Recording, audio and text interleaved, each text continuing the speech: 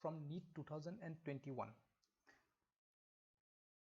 So this question tells that there are two charged spherical conductors of radius r1 and r2 and they are connected by a wire. And then we have to calculate the ratio of the surface charge densities on the spheres. So according to the question, let's say this is one sphere and this is the second sphere. The radius of the first being r1 and the second is, let's say, r2. We know that for conductor the excess charge will always remain on the surface. So let's say charge on the first sphere is q1 and charge on the second sphere is q2. And when it is connected by a wire, then the charges will move from one sphere to another sphere till the electric potential of both the spheres become equal. So the condition here in this question is that in equilibrium the electric potential on the surface of both the spheres must be equal. So what is the amount of electric potential on the surface of conducting sphere? It is equal to 1 by 4 pi epsilon naught, which we can write it as K as well, amount of charge divided by the radius. For second one, we will write down the similar relation with charge Q2 and this is R2. With simplification, we get Q1 divided by Q2 equal to R1 by R2. But we are supposed to calculate the ratio of the charge densities, surface charge densities. Consider the surface charge density on the first sphere is sigma 1 and in the second sphere it is sigma 2, which is mentioned in the question. This charge Q1 and this charge Q2 we will write down in terms of charge densities. So in terms of charge densities, Q1 will be written as charge density multiplied by the area of the sphere, which is 4 pi radius square, and for the second one 4 pi radius square. It is equal to R1 and R2. Once we do the simplification, this ratio comes out to be R2 divided by R1. Option 2 is the correct answer. Let's move on. This question gives a description about a particle which is moving in a liquid. It belongs to the fluid mechanics chapter. Let's read the question together. It says that the velocity of a small ball having mass m and density d when dropped in a container filled with glycerine becomes constant after some time. This is the context of the question, where it tells that the velocity of the particle or the object becomes constant. If the density of the glycerine is d by 2, then what is the viscous force acting on the ball? Well, suppose this is the medium, and through this fluid medium, let's say this is the ball which is moving down. The weight of the ball is given by mass of the ball multiplied by the g.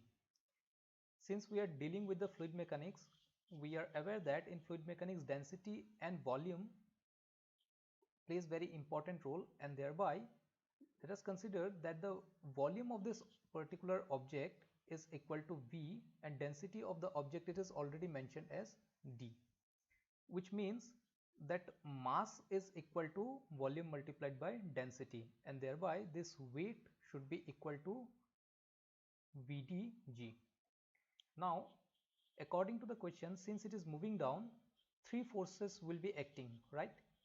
First force which will always act is the buoyancy from the fluid. What is buoyancy? Buoyancy is the amount of, it is the weight of the displaced liquid. Apart from that, along the contact surface, entire contact surface, viscous force will be acting. Now here it tells that the velocity becomes constant after some time. Velocity constant, what does it mean? It means that the acceleration, if the velocity is constant, acceleration has to be 0. Again, if the acceleration is equal to 0, it precisely means that the net force on the object will be 0.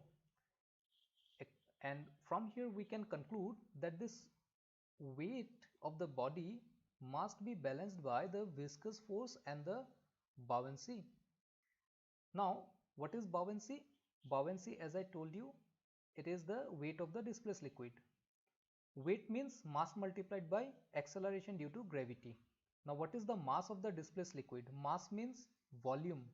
How much weight fluid has been displaced? This much of fluid has been displaced, which is equal to the volume of the particle, and density of the liquid glycerin is this one. Thereby, I can write that this is VdG by 2, which is again equal to mg by 2. Now I will put it here.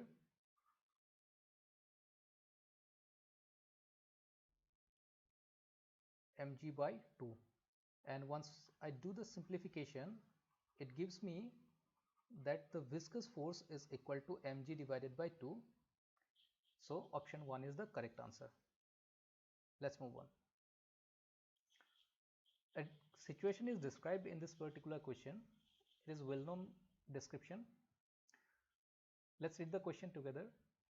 An infinitely long straight conductor carries a current of 5 ampere as shown in the figure. An electron is moving with a speed of 10 power 5 meter per second parallel to the conductor. The perpendicular distance between the electron and the conductor is 20 centimeter at a certain instant, and we are supposed to calculate the magnitude of the force that is experienced by the electron at that instant. Well, let's write down the data. First, the amount of current that is on the infinitely long conductor is 5 ampere. The distance between the electron and the wire is equal to 20 centimeter, which is equal to 20 into 10 power minus 2 meter. The speed of the electron is equal to 10 power 5 meter per second. Well, we have to calculate the force on the electron. Due to what? Due to this particular wire. How this wire will give the force to the electron? It will give the magnetic force. So magnetic force on a charged particle is given by this one in terms of magnitude. We all know that a straight wire produces circular magnetic field, and if we apply the right hand cross rule, then we see that at this particular point the magnetic field will be coming out of the board, and which will be perpendicular to the velocity, which means this sign term will be equal to 1, and the force will be equal to QVB. Q is the charge of electron, which we already know. Velocity is given. The thing is that we have to calculate the magnetic field created by this long conductor. Let's calculate that one. So magnetic field due to infinitely long conductor is given by this expression. The absolute permeability is equal to 4 pi into 10 power minus 7. The amount of current is 5 ampere. This is 2 pi into 20 into 10 power minus 2. This 2 pi will be cancelled with this 2. So this will be 10 divided by 20 into 10 power minus 5. So this will be equal to half into 10 power minus 5 Tesla. In the second step, what we will do, we will calculate the force. So what is the charge of the electron? What is the charge of the electron? Charge of the electron is 1.6 into 10 power minus 19. Speed of the electron is 10 power 5 according to the question, and this is half into 10 power minus 5. So this half will be cancelled with this. This will be 0.8. So 0.8 into this 10 power minus 9 and 10 power minus 5. This will be 10 power minus 24 into 10 power 5, which will give us 0.8 into 10 power minus 19, and I will write it in terms of 1 decimal. So this is 10 power minus 20. So correct answer is option 4. Let's proceed. This question tells that we have an electric dipole and the dipole is placed in an external electric field. And we have to consider the following statements and pick up the correct one. First of all, when we talk about the dipole, a dipole consists of positive charge and negative charge having equal value, and the thing that we have to remember is that the distance between these two charges is fixed. They cannot be separated from each other. Now, this electric field that I can see, it is not uniform electric field. It is a non-uniform electric field. And I can think of a positive charge at this position can create this kind of electric field. And we know that electric field due to this kind of positive point charge or a sphere also, it is inversely proportional to the distance square. What does it mean? It precisely means that the electric field experienced by this positive charge is more than the negative charge. So this positive charge will feel more electric field than the negative charge. If the electric field on the positive charge is more, which means that the force experienced by the positive charge will be more than the force experienced by the negative charge. Okay. Now positive charge moves along the direction of electric field. So here the motion of the dipole will be determined by the motion of the positive charge. Since positive charge will move this way, so it will move along the right hand side direction. Right side, okay. But it will move along the right hand side.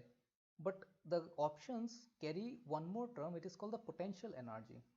Again, the potential energy will be again inversely proportional to the distance if I consider here to be positive charge. So potential energy on the positive charge will be more, and then on the negative charge it will be less. Again, if it is moving right, the distance will increase. If the distance increases, then the potential energy will be decreased, and thereby the correct option will be option 2. Let's proceed. This question tells few statements about the astronomical telescope and the objective of the telescope. So what is objective? This is the objective. Let's say this is objective and this is the eyepiece. We know that in case of telescope, the objective focal length has to be larger. We also know that objective size has to be larger. Okay. Now first statement tells that a large aperture contributes to the quality and visibility of the image. That's true. If the size of the aperture, if the size of the objective is more, then the quality will be increased, because the word quality precisely means the resolution. Next statement tells that the large area of the objective ensures better light gathering. Of course, this is also true. Third statement is similar to one. Large aperture provides better resolution. Yes, resolution depends on the size. It in fact depends on diameter. So all three statements are correct. So option 4 will be correct. Thank you.